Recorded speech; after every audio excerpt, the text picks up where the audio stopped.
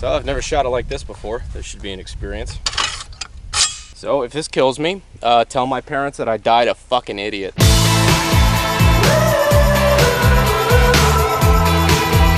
What's up, YouTube? I've always wanted to do that. Today's gonna be a really fun day. Actually, there's a lot to catch you guys up on.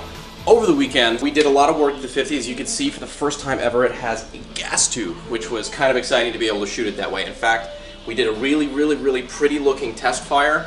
The camera was in just the right angle to be able to catch the brass. Successfully cycling the bolt carrier, extracting the round, and ejecting it right out the side of the gun and landing just at the foot of the camera. So it was really cool. That's what you're looking at now, I guess, if Delance is good at his job. So what we're doing now is, now that we've proven, the concept of the gas tube and everything working fine, we're actually going to address one of the final problems that I think we have, which is that the extractor is really kind of deforming the brass a little bit because there's too much pressure. Right now, our gas port is too close to the chamber. So there's a lot of pressure inside of the casing still when it goes to extract it. So when this comes back to pull the casing out, the casing is kind of doing a spider monkey thing against the side because there's so much built up pressure inside of it. It's pushing against the walls of the chamber. So what we need to do is move this gas port further out and move the gas block further out and extend the gas tube, the piston, and everything like that, so that by the time the gas builds up in that gas port, in that gas block, to push the bolt carrier back, enough of the pressure has been released from the front of the barrel that it's not having that pushing out against the chamber and everything, and it's able to have a nice smooth extraction, ejection, and the whole thing just works beautifully. So that's what we're going to be working on.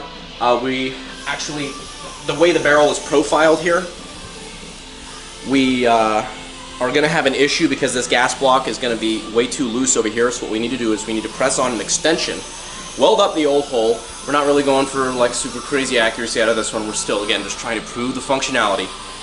But we're going to weld up the old hole, press on a barrel extension, drill a new gas port hole, press on the gas block there, then make a new gas tube that extends the entire way. So as you can see, this is held on by a damn hose clamp. Like, this isn't super sciencey or anything like that. We're just, again, trying to make sure the damn thing works before we spend $18,000 on a V2 or however much it comes to.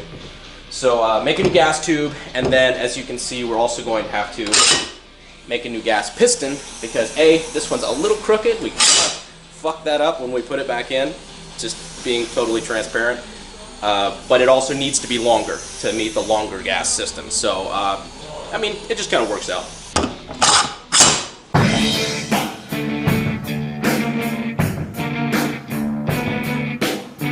Are you picturing me coming in? Yeah, we are. You're our local celebrity, Chris. That's awesome.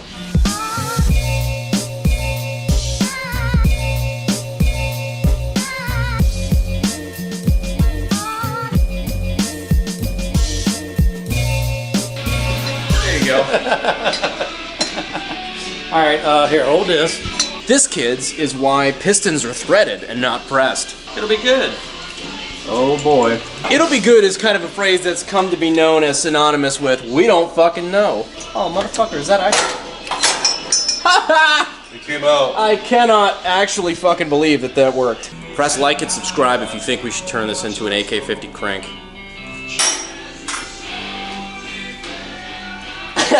So the next step is to go over to the lathe and turn this into a longer version of this. Crazy guys, but this is the first gas piston that was ever used in the AK-50, the first one that was fired, the first shots that we fired out of it to get it to cycle. This was the gas piston. And now that we're making another one, this one will never be used again. So a passionate farewell to the piston.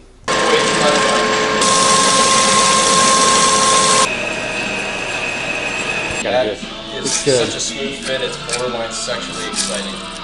So now just solder that on. 3 inches away. Then we have our extension. We have our extension.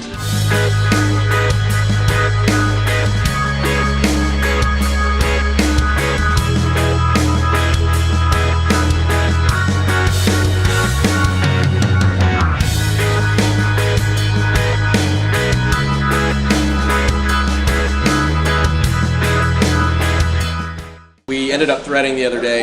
You didn't see that. There was kind of a day in between. we ran into an issue with the straightness of the piston, so we ended up threading it so we get a little bit of free play inside of the gas tube like a standard AK will. So it's kind of self-correcting, so we don't have to get it surgically straight, because as long as the gas tube's straight and that gas block is straight, that piston's going to fall in line where it needs to go. So what we're going to do is we're going to thread that into the bolt carrier today. Then we're going to press on the gas, we're going to weld up the old gas port so that doesn't screw up our gas testing. Drill a new gas port about 3 inches forward where we had it. Press on the brand new V2 gas block, and then we're going to shoot it. We're going to see how it performs. So we were actually just analyzing some of the brass. That got taken somewhere, but we were analyzing some of the brass from our ejection tests the other day where we actually had it firing, ejecting, and all that good noise. So what those casings were showing is that from the very start, the first time we got it to extract and eject, it was ripping the fuck out of those casings and throwing it out the side. So there's this very obvious dent and impression where the extractor was grabbing the case and throwing it out. Not exactly what you want. So what we did when we increased the free play in that bolt carrier and allowed it to dwell longer before it's actually pulling the case out, that did a lot to cut down on that dent, which means it's telling me that there's less pressure in the casing. So moving that gas port forward like we're doing should make this thing cycle like a dream. We may not get the gas port size right because, again, we've never tried the gas port at this distance, but it should cycle a lot smoother. So let's see what happens. This is the last thing we have to figure out before magazine.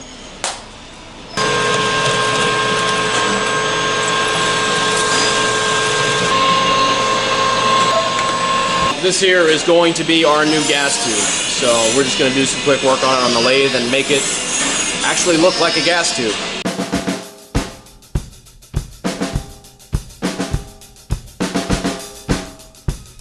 See, folks, he does do shit. It's not all talk.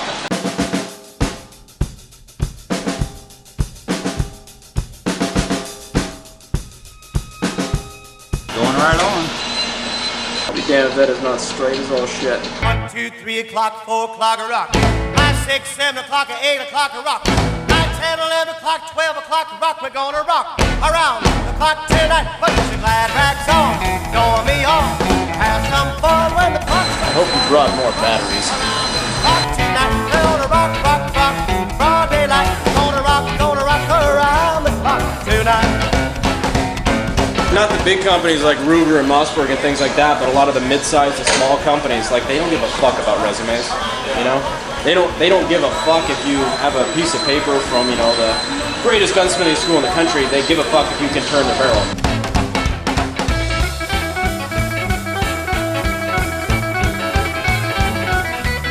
Yep, you're through.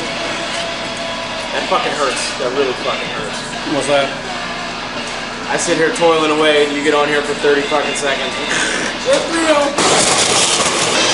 Now I take a lot off of this. So we're currently turning this into a longer version of this. Realistically, we're just getting better results in testing when we use the gas tube. There's not too much pressure going on inside this tube. Most of the pressure is gone by the time the piston leaves the gas block. But what it is doing is acting as an alignment tube so that I don't get hit by aluminum here. What's happening is it's actually keeping it aligned to the gas block.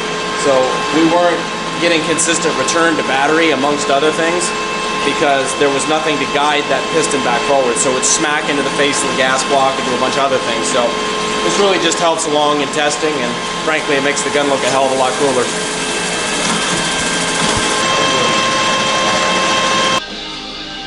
Fuck.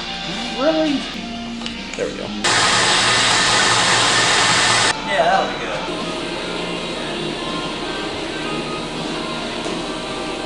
Oh, dude, that's nice. That's a nice slip fit right there. Oh my God. Now it's more gooder.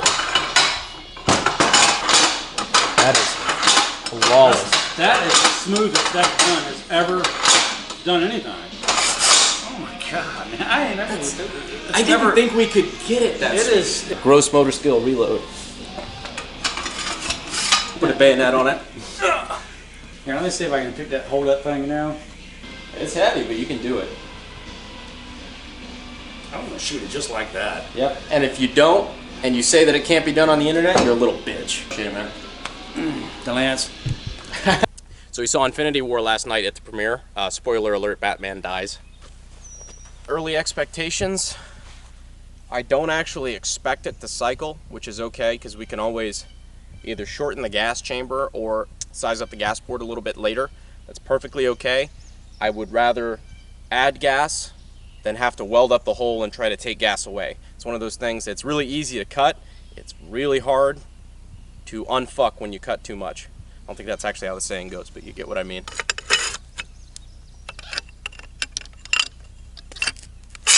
Basically, when we allow the bolt carrier to travel further forward to help with the bolt lockup, we didn't lengthen the inertia spring that's ahead of this PSL spring here. So that's why it's got that little bit of wanting to jump out of battery there, but that's okay. I mean, it won't be okay later, but we'll fix it. AK-50 test fire, first round with the 3-inch extension on the gas system. Let's see what happens. Did it just eject? No shit. I think that motherfucker just ejected. That is fucking hot. I wonder why. So I've never shot it like this before. This should be an experience. So if this kills me, tell my parents that I died a fucking idiot. Solid. Why the fuck didn't that eject? Also, ow. What the fuck happened? So that was interesting. That was definitely unexpected. Now I guess we're gonna use the piston to dial in the gas a little bit better, see what we can get away with as far as expanding the gas chamber. Maybe see if we can raise that dwell time a little bit, the time between when the bullet fires and when that piston actually moves backward. We'll see what we can do on that, and let's see what we can actually get away with to tune this gas down as much as we can while still getting it to actually cycle. So there's a lot of testing left to do, but this is some very interesting results.